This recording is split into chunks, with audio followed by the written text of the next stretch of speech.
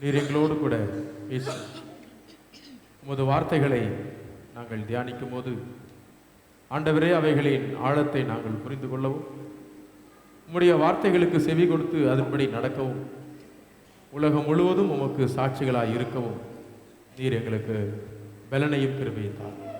வந்திருக்கிற ஒவ்வொருவரும் உடைய ஆசீர்வாதங்களை நிறைவாய் பெற்று செல்ல எங்களுக்கு பலன் தார். இயேசு ஜெபம் எங்கள் நல்ல பிதாவே. கிறிஸ்துவுக்குள் அன்பான சகோதர சகோதரிகளே, உங்கள் யாவருக்கும் ஆண்டவரும் இரட்சகருமான இயேசு கிறிஸ்துவின் இனிய நாமத்திலே என்னுடைய ஸ்தோத்திரங்களை நான் தெரிவித்துக் கொள்கிறேன். ஆண்டவருக்குள்ளாக நீங்கள் மகிழ்ச்சியாக இருப்பீர்கள் என்று நான் விசுவாசிக்கிறேன். ஒரு அல்லேலூயா சொல்லாமே. அல்லேலூயா. இன்றைய நாளின் தியானத்திற்காக நமக்கு கொடுக்கப்பட்டிருக்கிற தலைப்பு என்ன அப்படின்னு பார்த்தீங்கன்னா, fear of the lord is the beginning of wisdom. ஆண்டவருக்கு பயப்படுவதே ஞானத்தின் ஆரம்பம் என்கின்ற தலைப்பு நமக்கு தரப்பட்டிருக்கிறது. அதுக்கு முன்பாக ஒரு சின்ன கேள்வியோட நான் ஆரம்பிக்கலான்னு பார்த்தேன். சயின்ஸில் மனுஷங்களுக்கு என்னன்னு சொல்லி பேர் வச்சிருக்கிறாங்க. பயாலஜியில் ஹோமோ சாப்பியன்ஸ், ரைட். ஹோமோன்றது ஜீனஸ், சாப்பியன்ஸ்ன்றது ஸ்பீஷிஸ். அப்போ ஏன் அந்த பேர் நமக்கு கொடுக்கப்பட்டது அப்படின்னு பார்த்தீங்கன்னா, கடவுள் படைச்ச படைப்பிலேயே அதிக அறிவு கூர்மையும் அதிக புத்திசாலித்தனமும் அதிக திறமையும் யாருக்கு இருக்கு? ஆமா, நமக்கு பெரிய நகம் இல்லை, நீளமான பற்கள் இல்லை, பல அடி ஜம்ப் பண்ணி போகக்கூடிய வலிமையான கால்கள் இல்லை, ஒரே அடியில் கிழிச்சு நொறுக்கக்கூடிய கைகள் இல்லை, பல அடி உயரம் மரத்து மேலே ஏறக்கூடிய திறமை இல்லை, இல்லை 10,000 அடி உயரத்தில் பறக்கக்கூடிய திறமையும் இல்லை, எதுவுமே இல்லை. ஆனால் இந்த உலகத்துடைய ராஜா யார் தான்? நம்ம தான் இந்த உலகத்தில் இருக்கிற எல்லாத்தையும் என்ன பண்ணுறோம்? அடக்கி ஆள்றோம். அது உயரத்தில் காற்றுல பறக்கிறதா இருந்தாலும் சரி, தண்ணிக்குள்ளே போகிறதா இருந்தாலும் சரி, நாம் செய்யாதது ஒன்று இல்லை. நாமன்னா நம்ம மனித இனங்கள் நம்ம ஒவ்வொருத்தரும் ஒவ்வொன்று செய்கிறோம். we are all talented. நமக்குள்ள பல டேலண்ட் இருக்கு, பல திறமை இருக்கு, நிறைய செஞ்சிருக்கிறோம், நிறைய சாதிச்சிருக்கிறோம், ரைட். இப்போ நம்ம ஒரு 100 வருஷத்துக்கு முன்னாடி இருந்த ஒரு மனுஷர் உயிரோட வந்து இப்போ நம்மளை பார்த்தாருன்னா அவர் ஓடிடுவார். ஏன்னா நம்ம கையில் இருக்கிற எக்யூப்மெண்ட்ஸ் எல்லாம் அவரால் இமேஜின் கூட என்ன பண்ணி பார்க்க முடியாது, சிந்தனை கூட பண்ணி பார்க்க முடியாது. அவ்வளோ தூரம் technically we are advanced, right. Just imagine பண்ணி பாருங்க, 50 வருஷத்துக்கு முன்னாடி இருந்தது என்ன, இப்போ இருக்கிறது என்ன. அந்த வயதை தாண்டவங்களுக்கு தெரியும். Technologically we advanced. எவ்வளவோ காரியத்தை நம்ம ரீச் பண்ணியிருக்கிறோம், எவ்வளோ காரியத்தை நம்ம அச்சீவ் பண்ணியிருக்கிறோம். இன்னொரு 50 வருஷத்துல இப்போ இருக்கிற எதுவுமே இருக்காது, இன்னும் புதுசாக பயங்கரமாக இருக்க போகுது. ஏன்னா மனுஷங்களுக்கு கடவுள் அவ்வளவு அறிவையும் திறமையும் கொடுத்துருக்கிறார். ஆனால் இந்த திறமையை வச்சு நம்ம ஆக்கப்பூர்வமாக செஞ்சதை பற்றி எல்லாரும் பேசணும். ஆனால் ஆக்கப்பூர்வமாக நம்ம செஞ்சதை விட அழிவுபூர்வமாக செஞ்சது தான் அதிகம். கடவுள் கொடுத்த இந்த மனித மூளையை வச்சு, மனித அறிவை வச்சு, ஞானத்தை வச்சு மனிதர்கள் ஆக்கப்பூர்வமாக செஞ்சதை விட அழிவுபூர்வமாக செஞ்சது அதிகம். நிறைய எக்ஸாம்பிள் இருக்குது. ஒரு எக்ஸாம்பிள் 2 எக்ஸாம்பிள் காட்டலான்னு பார்த்தேன். என்ன அப்படின்னு பார்த்தீங்கன்னா, ஃபர்ஸ்ட் எக்ஸாம்பிள் என்னன்னா, செகண்ட் வேர்ல்டு வார் முடிவில் இந்த உலகத்தில் எவ்வளவு உயிர்கள் இழக்கப்பட்டது அப்படின்றதுக்கு ஒரு சின்ன டேட்டா இருக்குது பாருங்க. கிட்டத்தட்ட 8 கோடி மக்கள், அதாவது அன்னைக்கு உலகத்தில் இருந்த மக்கள் தொகையில 3% மக்கள் தொகை இந்த சண்டையாலேயே அழிந்து போயிட்டாங்க அப்படின்றது டேட்டா. இன்னைய வரைக்கும் சண்டையும் போரும் போராட்டமும், சாப்பாட்டு கூட வழி இல்லாம கண்ணீரோடும் கவலையோடும் மக்கள் உலகத்துல பல இடத்துல துன்புறதெல்லாம் நம்ம பார்க்கிறோம். இது ஒரு மருத்துவமனையில குண்டு வீசப்பட்டப்போ தாக்கப்பட்ட ஒரு சூழல், குழந்தைங்க ஹாஸ்பிட்டல்ல குண்டு தூக்கி வீசிட்டாங்க. ஸோ இப்படி கொடூரங்கள் நிறைந்த உலகத்துல நம்ம ஒவ்வொரு நாளும் நியூஸ் பேப்பர்ல நம்ம பார்க்கிறோம். இப்போ கடவுள் கொடுத்த அறிவை மனிதன் இன்னொரு ஆக்கப்பூர்வமான செயல்பாட்டுக்கு ஒரு பக்கம் செயல்படுத்தினாலும், நிறைய வழிகளில் இன்னொரு மனுஷனை அழிக்கிறதுக்கு தான் இந்த அறிவும் மூளையும் பயன்பட்டு இருக்கிறது, ரைட்.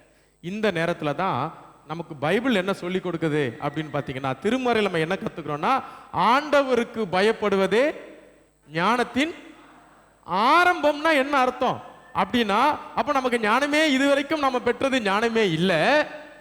எப்போ நாம ஆண்டவருக்கு செவி கொடுக்க ஆரம்பிக்கிறோமோ அப்போதான் நாம இன்னொரு புதிய ஞானத்தை நாம் பெற்றுக்கொள்கிறோம். இன்னைக்கு நம்ம அதை தான் பார்க்க போறோம். ஆண்டவர் கொடுக்கிற ஞானத்தை நாம பெற்றிருக்கிறோமா? ஆண்டவர் கொடுக்கிற ஞானத்தை நாம ஏன் பெற்றுக்கொள்ளணும்? எல்லாருக்கும் ஞானம் இருக்கு, ஆனா அதை தாண்டி ஆண்டவருடைய ஞானத்தை நாம பெற்றுக்கொள்ளணும். ஏன்னா இந்த உலகத்துல நாம பெற்றுக்கொள்கிற எந்த அறிவா இருந்தாலும் அது குறைவுள்ளது, அது இன்சஃபிஷியன்ட் ஆனது. ஆனா ஆண்டவருடைய ஞானம் கம்ப்ளீட் ஆனது, அது அது நிறைவுள்ளது, அதுக்கு முடிவே இல்லை. அப்படிப்பட்ட ஞானத்தை நாம பெற்றுக்கொள்ளணும். ஒரு 3 விஷயத்தை நாம இன்னைக்கு வாசிக்கட்ட வேத பகுதிகளில் இருந்து உங்களோடு கூட நான் பகிர்ந்து கொள்ள விரும்புகிறேன். The first and foremost component of God's wisdom என்னன்னு பார்த்தீங்கன்னா, God's wisdom is selfless. ஆண்டவர் தருகின்ற ஞானம் சுயநலம் இல்லாதது. எப்படி? மனிதர்களுடைய ஞானம் எவ்வளவு சிறந்ததா இருந்தாலும் அந்த ஞானத்துல எங்கேயோ ஒரு இடத்துல என்ன ஒட்டிக்கிட்டு இருக்குது அப்படின்னு பார்த்தீங்கன்னா, என்ன ஒட்டி இருக்குது? சுயநலம். ரைட். அமெரிக்காவை கண்டுபிடிச்சது யாரு? அமெரிக்காவை யாரும் கண்டுபிடிக்கல, அது அங்கதான் இருந்துச்சு. இவர் தான் போறதுக்கு வழி என்ன பண்ணாரு? கண்டுபிடிச்சார். இவர் போய் தப்பா சேர்ந்தார். ரைட். கொலம்பஸ் புஸ்தகத்தில் அப்படித்தான் படிச்சோம். ஆனா இன்னும் சில புஸ்தகங்களை படிச்சோம்னா தான் தெரியுது கிறிஸ்டோபர் கொலம்பஸோட இன்டென்ஷன் என்ன. என்ன சொல்லி அவர் பர்மிஷன் வாங்கினார் தெரியுமா? ஆமா, என்ன நீங்க பர்மிட் பண்ணீங்கன்னா ரிட்டர்ன் வரும்போது நான் என்ன பண்ணுவேன்? எண்ணில் அடங்காத ட்ரெஷர்ஸ், எண்ணில் அடங்காத செல்வத்தோடு வந்து உங்களை பார்ப்பேன், எனக்கு பர்மிஷன் கொடுங்கன்னு சொல்லி பர்மிஷன் வாங்கிட்டு வந்தார் அவங்க நாட்டு தலைவர்கிட்ட, ராணி அம்மாட்ட. ஸோ அவர் வந்ததுக்கு அப்புறம் என்ன செஞ்சாருன்னு பார்த்தீங்கன்னா, எங்க தங்கம் இருக்குது, எங்க கோல்டு, எங்க புதையல் இருக்குது, என்னென்ன இருக்கு சொல்லி ஃபுல் சர்ச். அப்போ இந்த உலகம் முழுசும் மனிதன் தன்னுடைய அறிவை கொண்டு செய்த நிறைய காரியங்கள்ல அதுக்கு பின்னாடி என்ன இருக்குது தெரியுமா? அழிவு இருக்குது. ஒரு டேட்டா ஒன்று படித்தேன், ரொம்ப இன்ட்ரெஸ்டிங்காக இருந்துச்சு. இது வரைக்கும் இந்த உலகத்தில் நம்ம கையில் நம்ம வச்சிருக்கிற தங்கம், பேங்க்ல நகையாக எங்கெங்கயோ நம்ம வச்சிருக்கிற தங்கத்தோடைய அளவு எவ்வளோ தெரியுமா? 0.5% of gold deposit. Remaining 99.5% gold எங்க இருக்குது? யார்கிட்ட இருக்குது? பூமி கடியில கிடக்குது, 30 கிலோமீட்டர் ஆழத்துல. இப்ப என்ன சொல்றாங்கன்னா, அந்த கோல்டை எடுத்துட்டோம்னா எத்தனை பெர்சன்டேஜ்? 99.5% கோல்டு எடுத்துட்டா நம்ம கோல்டு ஒரு கிலோ ₹1. ஏன்னா இப்ப நம்ம கிட்ட இருக்கிறது கோல்டுடைய மொத்த அளவே எவ்வளவுதான்? 0.05. இதை படிக்கும் போது எனக்கு சிலாகிச்சிட்டேன். ஏன்னா ஆண்டவருடைய ஞானம் நம்ம எவ்வளவு ஆழம் போனாலும் அந்த ஆழத்தையும் தாண்டி யார் இருக்கிறா? ஆண்டவருடைய ஞானம் இருக்குது. ஆனா மனுஷனுடைய ஞானம் எப்பவுமே சுயநலமானது. மனுஷனுடைய ஞானம் தன்னை பத்தி சிந்திச்சுட்டு தான் மற்றவங்களை பத்தி சிந்திக்க வைக்கும். ரைட்.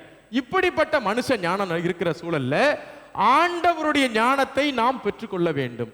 அப்ப ஆண்டவருடைய ஞானத்தை நாம பெற்றுக்கொள்ளணும்னா சாலமோன் பண்ண பிரேயரை நம்ம பார்க்கணும். சாலமோன் பண்ண பிரேயர் பார்த்தீங்கன்னா ஒரு பியூட்டிஃபுல் பிரேயர். ஒரு யங் கிங், ஒரு சின்ன வயசுல அரசன் ஆகிட்டு அவர் ஆண்டவரை நோக்கி பண்ண ஜெபம். அந்த ஜெபத்துல அவர் சில விஷயங்களை நமக்கு சொல்லி கொடுக்கிறார். முதல் விஷயம் அவர் என்ன சொல்றாருன்னா, ஆண்டவரே இவ்வளவு திரளான மக்களை வழி நடத்துறதுக்கான திறமை என்கிட்ட இல்லைன்னு சொல்றார். ஸோ அந்த பிரேயர்ல அவருடைய ஃபர்ஸ்ட் விஷயம் அவர் என்ன வெளிப்படுத்துறாருன்னா, அந்த பிரேயரை அவர் அவருக்காக என்ன பண்ணல. அந்த பிரேயர்ல அவர் தனக்கான எந்த ஒரு கோரிக்கையும் வைக்கல. அதான் ஆண்டவர் சொல்றாரு, நீ என்கிட்ட செல்வத்தை கேட்கல, நீ என்கிட்ட நீடித்த ஆயுசை கேட்கல, உனக்காக நீ எதுவுமே கேட்கல. நீ கேட்டது அத்தனையும் யாருக்காகனா மற்றவர்களுக்காக நீ கேட்ட அப்படின்னு சொல்லி கடவுள் சொல்றார். ஆண்டவருடைய ஞானத்துடைய ஃபர்ஸ்ட் அண்ட் ஃபோர்மோஸ்ட் காம்பனன்ட் என்னன்னு பார்த்தீங்கன்னா சுயநலம் இல்லாதது ஒண்ணு. ரெண்டாவது, அந்த பிரேயர்ல இன்னொரு விஷயம் பார்க்கிறோம். அவர் என்ன சொல்றாருன்னா, ஆண்டவரே நன்மைனா என்ன தீமைனா என்ன என்பதை புரிந்து கொள்ளுகின்ற அறிவை எனக்கு கொடுங்கன்னு சொல்றார். அப்போ இவர் யாருன்னு பார்த்தீங்கன்னா ஒரு ராஜாவுடைய பையன். கண்டிப்பா தாவீது ராஜா தன்னுடைய ஃபியூச்சர் கிங்குக்கு, தன்னுடைய அடுத்த வாரிசுக்கு நிறைய எஜுகேஷன் கொடுத்துருப்பார். நாம நம்ம பிள்ளைகளுக்கு எவ்வளவு எஜுகேஷன் கொடுக்குறோம், அதெல்லாம் தாண்டி ஒரு ராஜாவாக அன்னைக்கு எது பெஸ்டோ அதை தான் பையனுக்கு என்ன பண்ணிருப்பாரு, கொடுத்துருப்பார். இவ்வளவு இருந்தும் அவர் ஒரு ஹம்பிள்னஸா ஒரு பிரேயரை பண்றாரு. ஆண்டவரே, எனக்கு எதுவுமே தெரியாது, நான் அறிவில் குறைவுள்ளவன் என்று சொல்லுகிறார். ஆண்டவருடைய ஞானத்துக்கு முன்னாடி தன்னை தாழ்த்துகிறார். ஒன்னு தன்னை தாழ்த்துறாரு, ரெண்டாவது தன்னுடைய பிரேயரை மற்றவங்களுக்காக பண்றாரு, மூணாவது அந்த பிரேயர்ல என்ன சொல்றாருன்னா, நான் மக்களை நீதியோடு நியாயத்தோடு நடத்தணும், அப்ப மக்கள் நல்லா இருக்கணும், அதுக்கு எனக்கு ஞானத்தை கொடுங்கன்னு கேட்கிறார். நம்ம பொதுவா சாலமோன் ஞானத்தை கேட்டாரு, நீ கேளு ஆண்டவர் ஒன்று கொடுப்பாருன்னு சொல்றோம். அப்படி சிம்பிள் பண்றோம். அப்படி இல்லை. சாலமோன் ஞானத்தை எதற்கு கேட்டார்ன்றதான் முக்கியம். சாலமோன் ஞானத்தை தனக்கு கேட்கல, தனக்காக கேட்கல.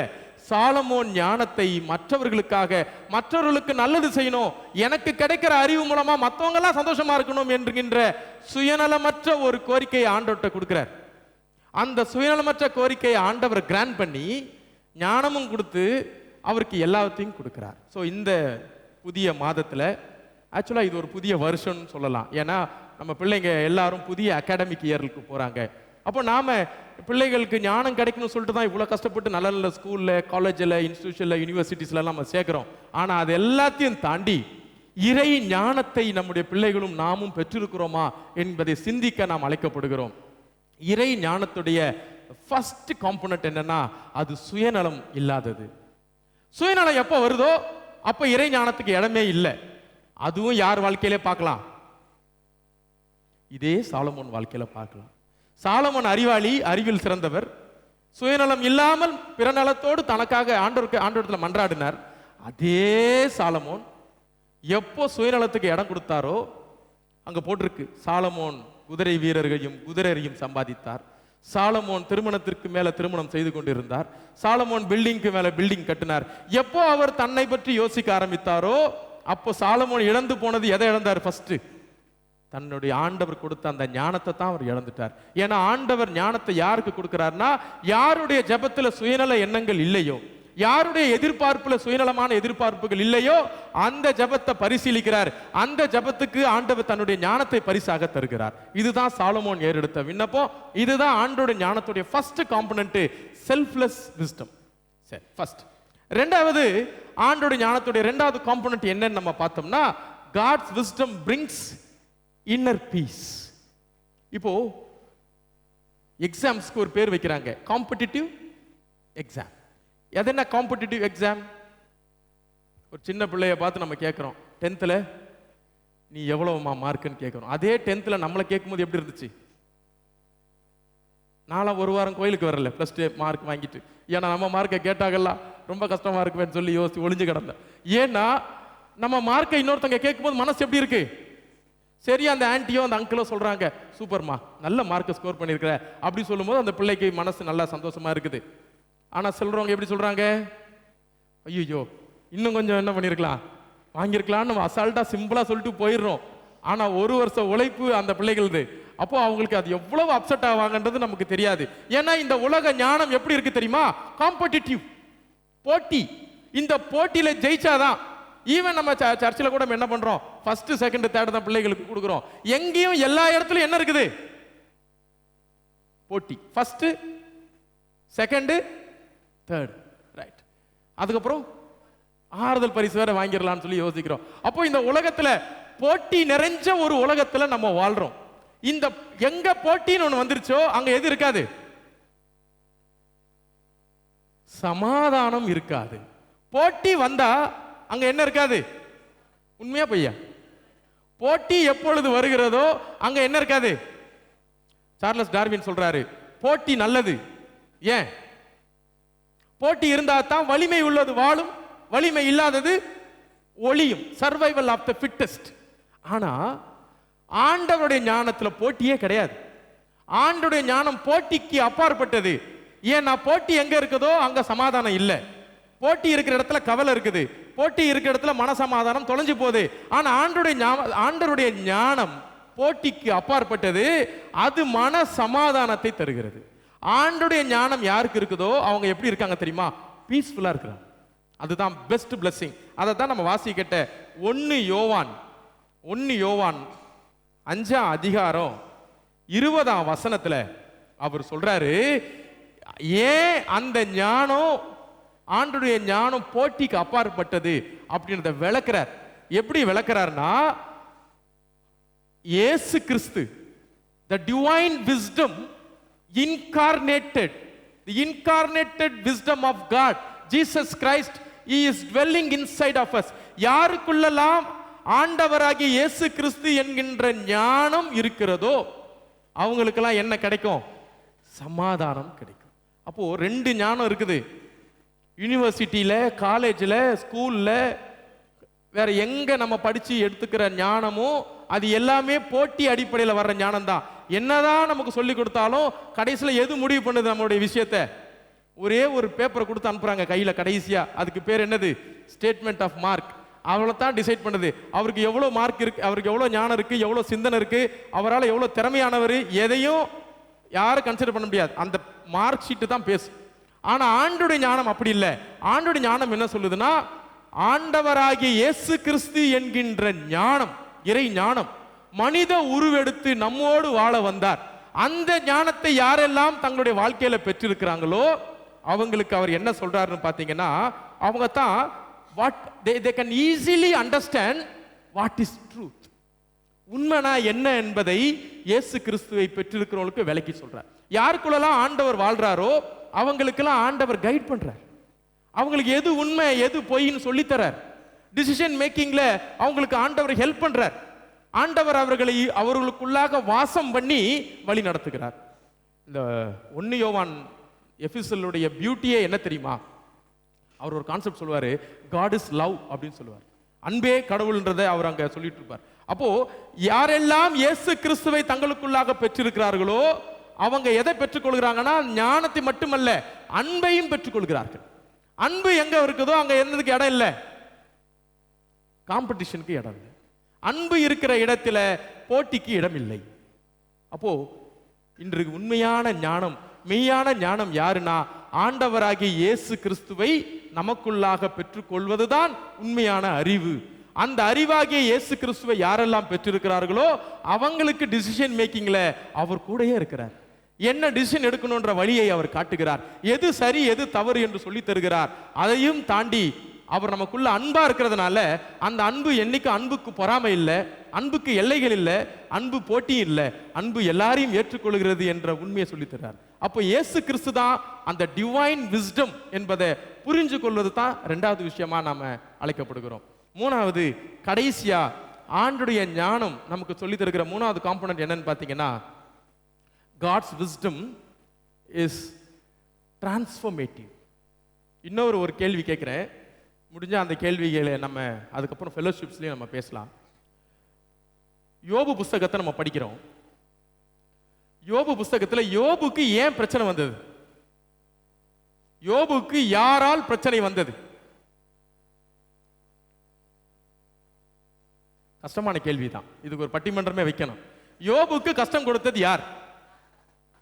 சரி, சாத்தான் சொல்றவங்க ஒரு பக்கம் வந்துருங்க. வேற ஏதாவது சொல்றீங்களா? எல்லாருமே சாத்தான் மட்டும் தான் சொல்றீங்க. ஆண்டவர் சொல்ற ரைட், ஆண்டவர் மூலமா வந்துச்சுன்னு சொல்ற ஒரு பக்கம் வந்துருங்க. சரி, தியாலஜிக்கல் கொஸ்டின் ரைட். அதுக்கு ஒரே நல்ல உடனே அங்கே we don't have readymade answers இல்லை. ஓகே, ப்ராப்ளம் ஆயிடுச்சு. ஃபர்ஸ்ட் யோபு புலம்புறார், தனியா புலம்பிக்கிட்டே இருக்கிறார். அப்புறம் ஒய்ஃப் திட்டுறாங்க. அதுக்கப்புறம் ஃப்ரெண்ட்ஸ் வராங்க. ஒரு ஃப்ரெண்ட்ஸ் முதல் ஒரு கூட்டம் ஃபர்ஸ்ட் வருது. அந்த கூட்டம் என்ன பண்ணுது தெரியுமா? எதுக்கு வந்தது தெரியுமா? எப்பா ஏன்பா உனக்கு இந்த பிரச்சனை, தைரியமா இரு, ஆண்டவர் உன் கூட இருக்கிறாரு, உன் பிரச்சனை ஒன்று விட்டு போயிடும் அப்படி சொன்னாங்களா? அப்படி சொல்ல, உன் பிரச்சனைக்கு ஏதோ ஒரு காரணம், நீ ஏதோ செஞ்சிருப்ப அப்படின்னு சொல்லி சுத்தி ரவுண்ட் கட்டி அடிச்சாங்க. ஒன்று. கொஞ்ச நேரம் கழிச்சு இன்னொரு ஃப்ரெண்ட் வந்தார். அவர் இவங்களுக்குலாம் மேலே போயிட்டார், பயங்கர பிலாசபியா பேசுறாரு எலிக்கும். அவர் என்ன சொல்றாருன்னா, இப்படித்தான் அப்படித்தான் சொல்லி அதுக்கு பல விளக்கங்களை கொடுத்துட்டு இருக்கிறார். சரி, கடைசியா யோபு கிட்ட பேசுறது யாரு? ஆண்டவர் யோபும் கடைசி ஒரு 3-4 சாப்டர் பேசிக்கிறாங்க. நீங்க அதை மட்டும் வீட்டில் போய் வாசிங்க. அங்க எங்கேயாவது ஆண்டவர் உன் பிரச்சனைக்கு இதுதான் காரணம்னு சொன்னாரா? சொல்லல. சாரிப்பா, நாங்க வச்ச டெஸ்ட்ல நீ என்ன ஆயிட்ட, பாஸ் ஆயிட்ட, உண்மை உத்தமமான ஊழியக்காரனே நீ உண்மையா இருந்த அப்படி சொன்னாரா? அதுவும் சொல்லவே இல்லை. அங்கே அவர் என்ன சொல்றாருன்னா, யோபு வா, எழுந்து வா, ட்ரெஸ் மாட்டு, எழுந்து வா, ஏன் இப்படி புலம்பிட்டு இருக்கிற அப்படி சொல்லி அங்க வந்து அவர் அதை பாரு, அந்த ஹாஸ்டிச் பாரு, அந்த திமிங்கலத்தை பாரு, இப்படி சொல்லி ஒவ்வொன்றா காட்டிக்கிட்டு இருக்கிறார். என்ன சொல்ல வராருன்னு பாத்தீங்கன்னா, எங்கேயுமே ஆண்டவர் அவருடைய பிரச்சனைக்கான காரணத்தை விளக்கல. ஆனா என்ன சொல்லி கொடுக்கிறாருன்னா, நீ இந்த பிரச்சனைகள் இந்த போராட்டங்களுக்கு என்ன கத்துக்கிட்ட, நீ இன்னும் நிறைய கத்துக்கணும், எல்லாம் நீ இன்னும் படிச்சுக்கணும், உன்னை சுத்தி எல்லாத்தையும் பார்த்துக்கணும், உன்னை சுத்தி இருக்கிற எல்லாத்தையும் பார்த்து நீ லேர்ன் பண்ணு, இன்னும் உன்னை எக்யூப் பண்ணிக்கோன்னு சொல்லி சொல்றாரு. அதுக்கு தான் பைபிள் மொத்தம் அந்த ஹீப்ரு பைபிள்னு சொல்லுவாங்கல்ல, பழைய ஏற்பாடு. பழைய ஏற்பாடு 3ஆ பிரிஞ்சிருக்குது. ஒன்று தோரா, 5 புஸ்தகம். அடுத்தது நபீம், நபீனா ப்ராஃபட், தீர்க்க தரிசன புஸ்தகங்கள். 3ஆவது ஒரு முக்கியமான காம்பனன்ட் இருக்குது, அதான் விஸ்டம் புக்ஸ்னு சொல்லுவாங்க. பைபிள் எதெல்லாம் விஸ்டம் புக்ஸ்னா, இந்த யோபு, நீதிமொழிகள், சங்கீதம், பிரசங்கி, சாலமோனுடைய கீதங்கள், உன்னத பாட்டுன்னு சொல்ற பாடல். ஸோ இவைகள் எல்லாம் பைபிள்ல விஸ்டம்னு சொல்றாங்க. விஸ்டம்னா என்னன்னா, நம்மை அடுத்த லெவலுக்கு கொண்டு போவது.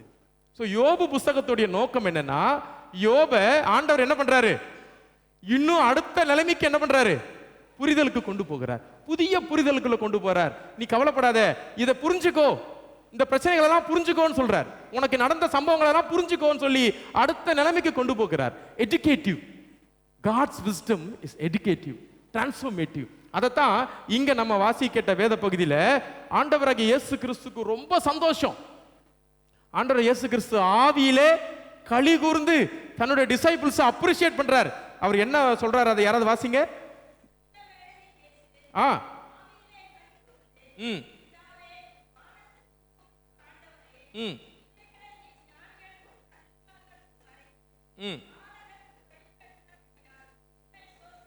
ஞானிகளுக்கும் கல்விமான்களுக்கும் வெளிப்படுத்தாத ஒரு விஷயத்தை குழந்தைங்களுக்கு நீங்க என்ன பண்ணிட்டீங்க, சொல்லி கொடுத்துட்டீங்களே, அப்படி சொல்லி சந்தோஷப்படுறார். இது எப்படி புரிஞ்சுக்கணும்னா, ஆண்டவராகிய இயேசு இருந்த காலகட்டத்தில் நிறைய ஸ்கூல்ஸ் இருந்துச்சு.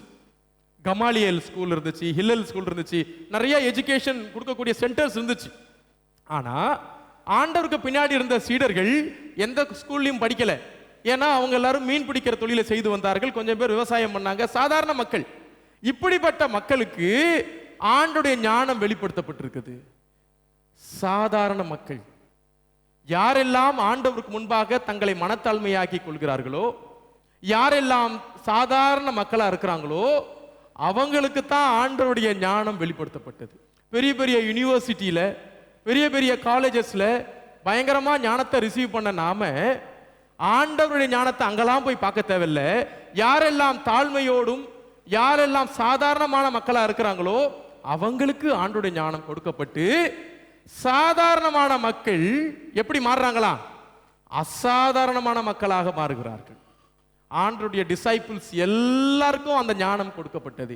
யாருக்கெல்லாம் ஆண்டவருடைய ஞானம் கிடைக்கிறதோ அவங்க சாதாரணமானவங்களா இருந்தாலும் ஆண்டவர் அவர்களை அசாதாரணமானவர்களாக மாற்றுகிறார். அப்போ 3 விஷயத்தை நம்ம பார்த்தோம். ஆண்டவருடைய ஞானம் சுயநலமற்றது. அது நமக்குள்ள வந்துடுச்சுன்னா நம்ம மற்றவங்க மேல கேர் பண்றோம், மற்றவங்களுக்காக நாம ஜெபிக்கிறோம்.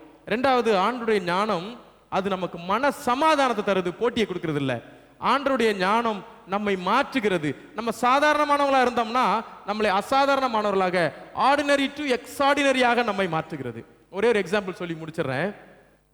சென்ட் பேட்ரிக் அப்படின்னு சொல்லி ஒருத்தர் நம்ம கேள்விப்பட்டிருப்போம்னு நினைக்கிறேன். சென்ட் பேட்ரிக் அப்படின்றவர் யாருன்னு பார்த்தீங்கன்னா, அயர்லாண்டுடைய பேட்ரன் செயின்ட். அதாவது ஐரிஷ் மக்கள் என்ன நினைக்கிறாங்கன்னா, அவங்களுக்கு நற்செய்தியை கொண்டு வந்து கொடுத்தவர் அவர் தான். அயர்லாந்து ஒரு கிறிஸ்டியன் கண்ட்ரியா இருக்குதுன்னா அதுக்கு காரணம் சென்ட் பேட்ரிக் அப்படின்னு சொல்றாங்க. அவர் கையில் பார்த்தீங்கன்னா ஒரு லீஃப் இலை வச்சிருப்பார்.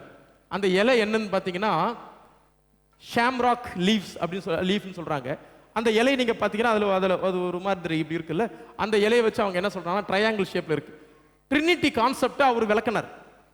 திருத்துவம்னா என்னன்னு சொல்லி இந்த இலையை வச்சு அவர் விளக்கிட்டார். அதை பத்தி நீங்க அப்புறமா நீங்க அவரை பத்தி படிங்க, பேட்ரிக் அவரை பத்தி. ரைட். அவர் கொடுத்த விளக்கம் தான் இன்னைய வரைக்கும் சர்ச்சில் திருத்துவத்தை, ட்ரினிட்டியை கொடுத்து, பிதா குமாரன் பரிசுத்தாவியை கொடுத்த விளக்கங்கள்ல ரொம்ப சிம்பிளா புரிஞ்சு கொள்ளக்கூடிய ஒரு விளக்கம். ரைட். இன்னைக்கும் அவர் நேம்ல நிறைய கல்வி நிறுவனங்கள், இன்ஸ்டிடியூஷன்ஸ்லாம் இருக்குது, நமக்கே தெரியும். இப்போ நான் என்ன சொல்ல போறேன்னா, இவர் எப்படி அயர்லாந்துக்கு போனார் தெரியுமா? யாருக்காவது அவருடைய வரலாறு படிச்சிருக்கீங்களா? இவரை 6 வயசுல அடிமையா கப்பல்ல ஏத்தனாங்களாம், கப்பலை கிளீன் பண்றதுக்கு. அங்க போய் இறங்கி கப்பல்ல அங்க இருந்த ஊர்ல அடிமையா வேலை பார்த்தார்.